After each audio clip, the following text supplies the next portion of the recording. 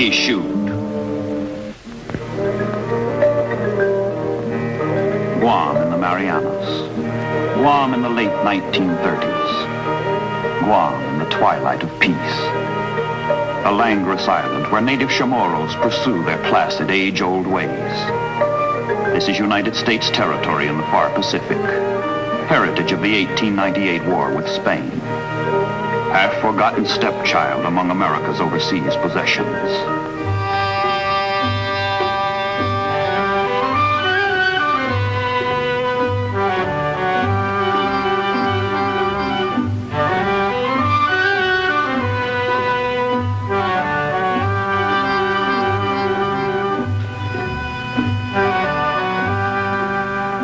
Under the guardianship of the United States Navy, life has remained serene, unruffled.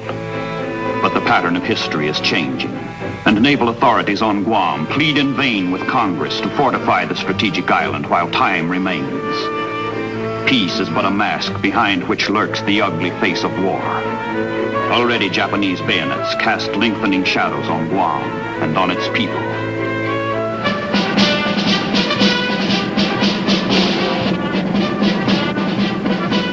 The American garrison on Guam, only a few hundred Marines, a fact duly noted 1,600 miles to the north in Tokyo, where the warlords of Japan convene to plot the means by which they will hammer out the greater East Asia co-prosperity sphere, to the greater glory of the Emperor. The geographic names which the militarists weigh in their deliberations are heavy with coming history. Pearl Harbor and the Philippines, Borneo and Hong Kong, Malaya and Singapore. But there is another, lesser-known name to be integrated into the plan, and that name is Guam.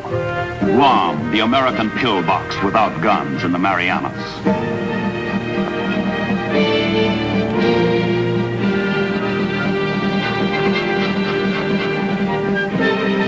Saipan, Tinian, Rota are Japanese. Southernmost is Guam, and Guam is doomed.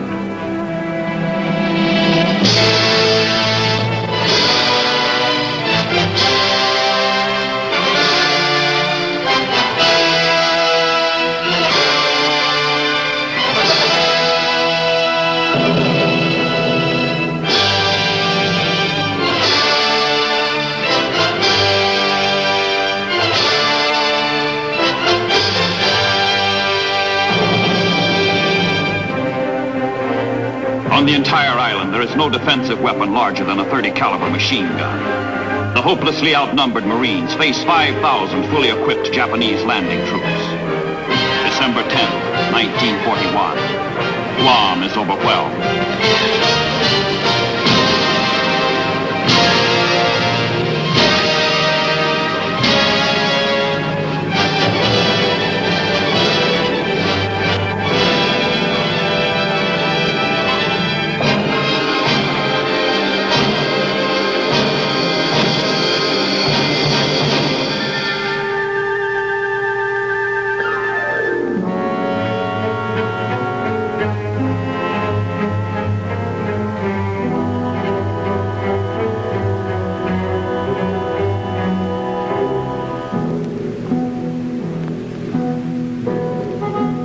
Guam is now Japanese. But the sun has set for the Chamorros, and during the long night ahead, Guam is forced to muster with Saipan and Tinian, and the three islands form a cluster of death traps across the path leading north to Japan, west to the Philippines. With every passing month of occupation, the Japanese impose increasingly harsh restrictions on Guam and its people, using every device of pressure and propaganda to integrate forever the island into their empire.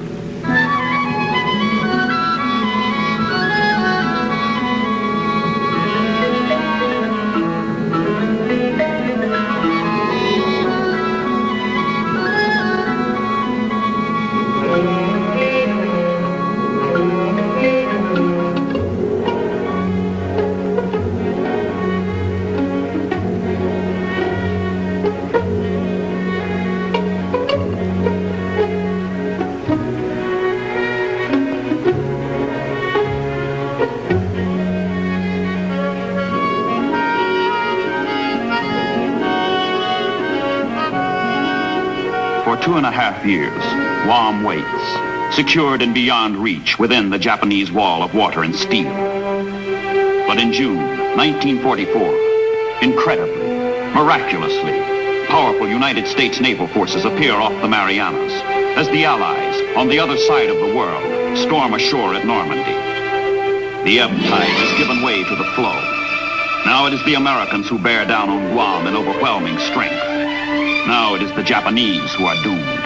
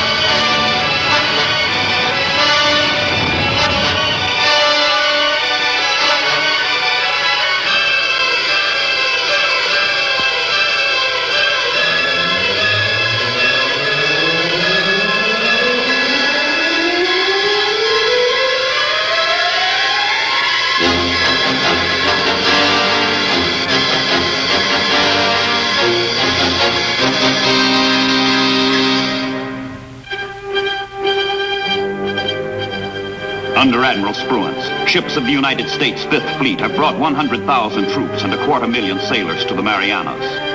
Saipan is the first target. Saipan, headquarters of Japan's Central Pacific Fleet, commanded by Admiral Nagumo, the same Nagumo who smashed Pearl Harbor. Saipan, whose loss rings from the Emperor's supreme naval advisor the anguished cry, "Hell is upon us."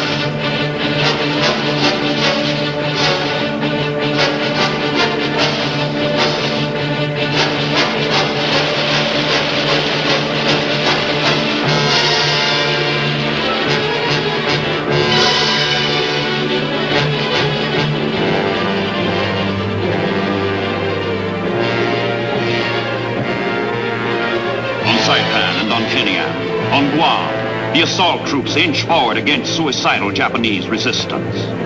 And while soldiers and Marines struggle for each yard of earth, Far to the west, many leagues seaward, another battle is shaping. A Japanese carrier force from bases in the Philippines sets out to crush the American landings. But the approach of the Japanese fleet has been spotted by American submarines, its position betrayed, its course plotted. The Japanese pilots, most of them young and inexperienced, are marked for death before they start. The Americans are waiting. The Americans are armed. The Americans are prepared. American carrier planes are brilliantly deployed to meet the oncoming Japanese. The ensuing battle is a slaughter, a rout, a turkey shoot.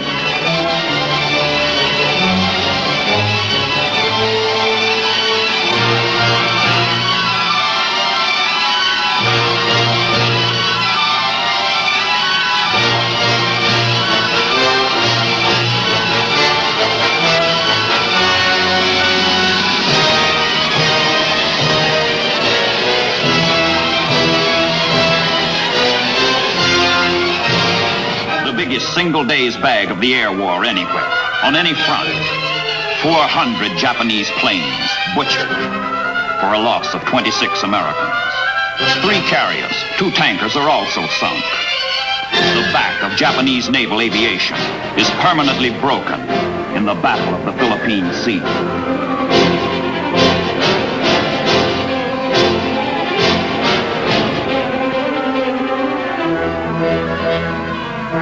With the Imperial Japanese Navy beaten off, the troops, under Marine General Holland Smith, commander of the 5th Amphibious Force, set their sights for the grueling conquest of the Marianas.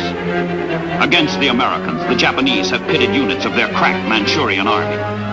The Japanese resist. The Japanese die.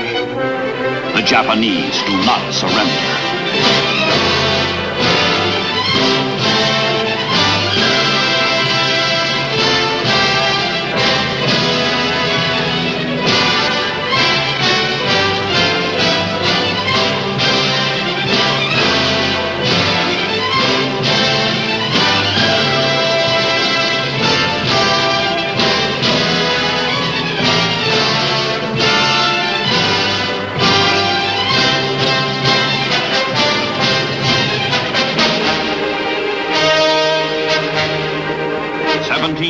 Japanese fall in the battle for Guam.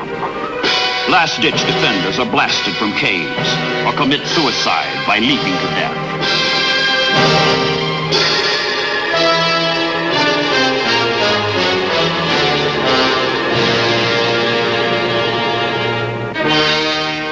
Agana, Guam's battered capital, liberated by the blood and sacrifice of young Americans. The battle is over. The mopping up goes on for months before the last Japanese soldier is ferreted from his hiding place.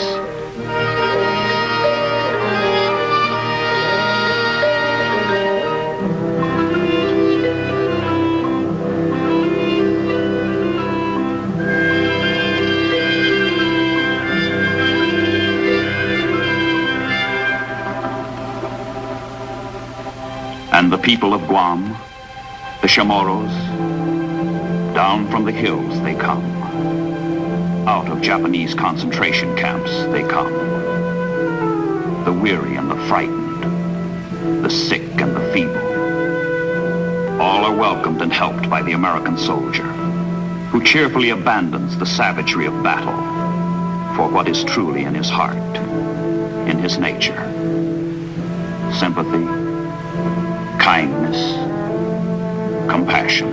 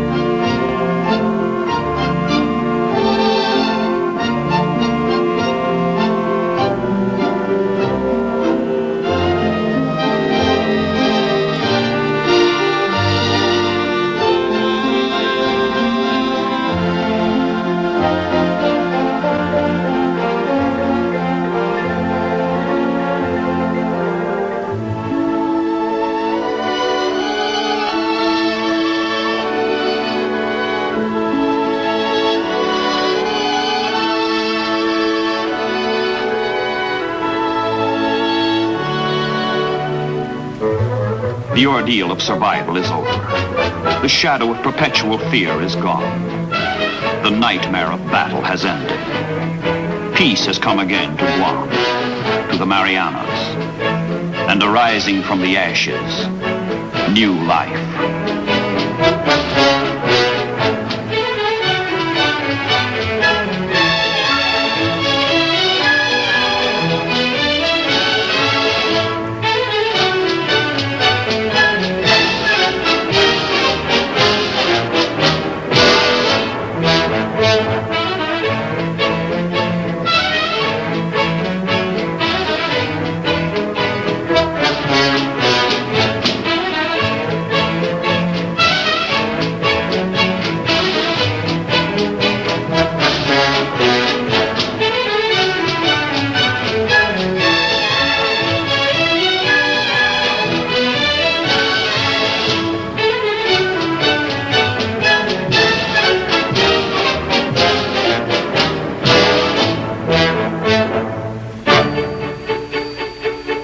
The meaning of America has gone deep into the life of Guam, deep into the hearts of the Chamorros. All through the Japanese occupation, their loyalty never wavered. They knew the Americans would come back one day. The Americans have come. The day has come.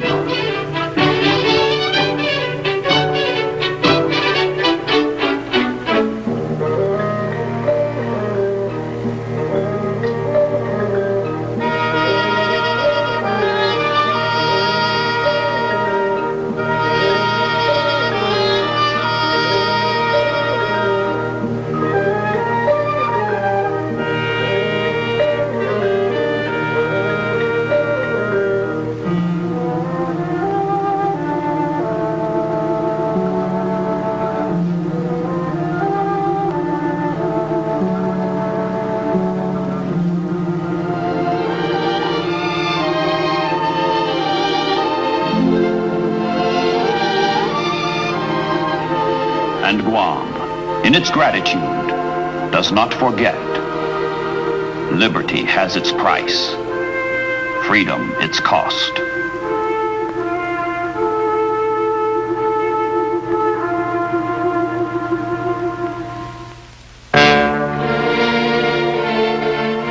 But the work of war must still be done on Guam, deep inside the boundaries of the Japanese Empire. 1,000 miles forward from the last conquered base at Eniwetok, naval construction battalions, the Seabees, with Marine and Army engineers, take over from those whose job it was to destroy. Destruction gives way to construction, as fruits of American industry and the know-how of her men transform tropical Guam into a generator for victory in the Pacific.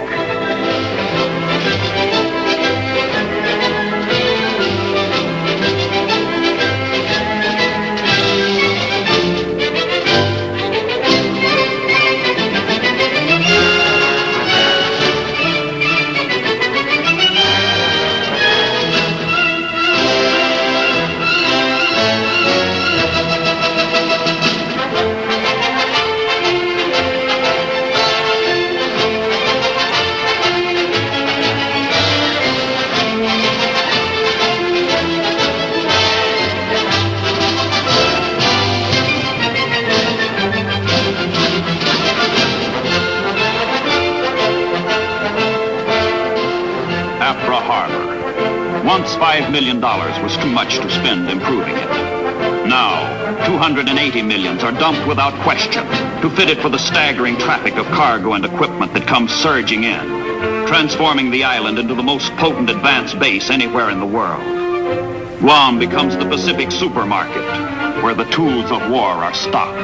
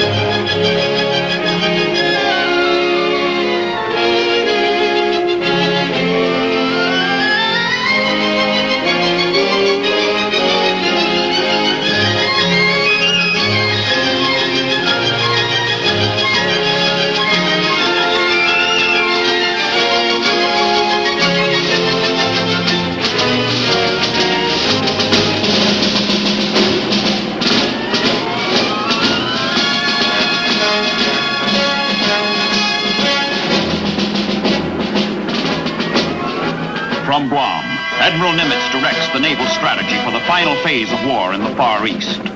Pearl Harbor, the traditional headquarters of the United States Pacific Fleet, is now a remote rear area. But Nimitz's new base is equidistant from two major Allied objectives. Tokyo, 1,600 miles north. Manila, 1,500 miles west.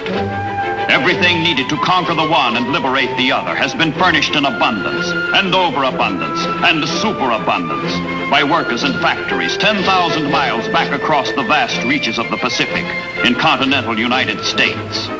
But here it all is. Detroit is here, and Birmingham is here.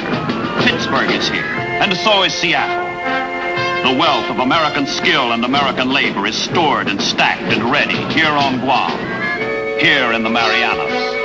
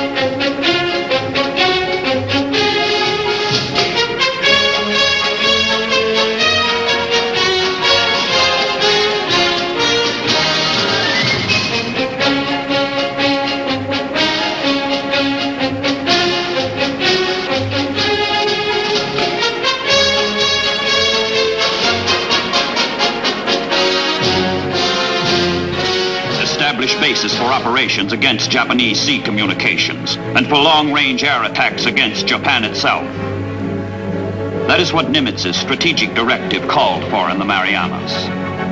On Guam, on Saipan, on Tinian, the bases have been established. The mission has been accomplished. Now the B-29s take off. Take off for Tokyo. Take off for victory.